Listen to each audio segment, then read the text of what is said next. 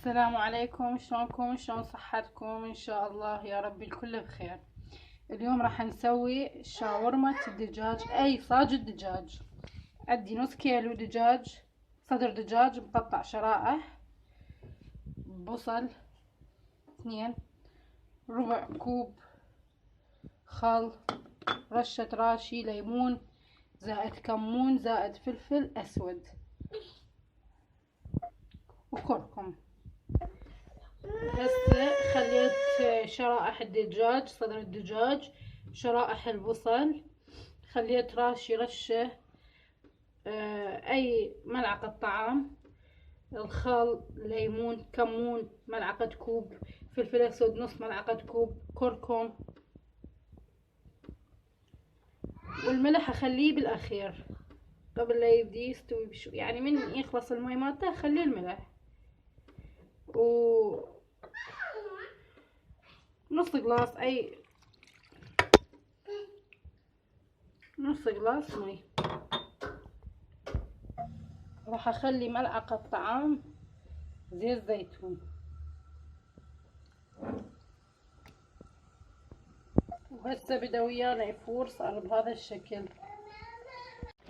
هسه هاي كمل القص اي شاورما الدجاج، خليناها هاي خبز خاص يبيعوه بالمحلات او بالاسواق.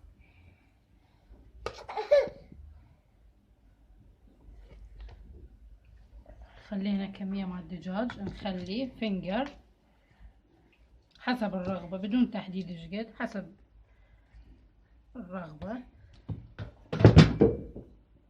نخلي زلاطة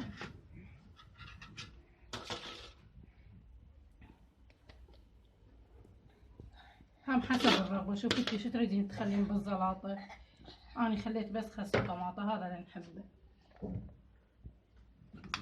طرشي خيار وزيتون،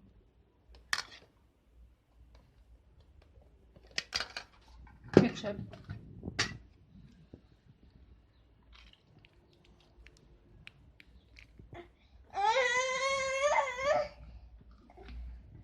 هي المفروض وياها مايونيز بس اني ما احب المايونيز.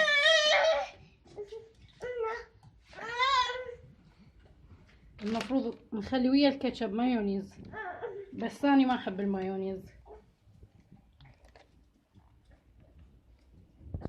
وهاي هسه هي بالكابسة مع الصاج، بدي انتظرها تصير.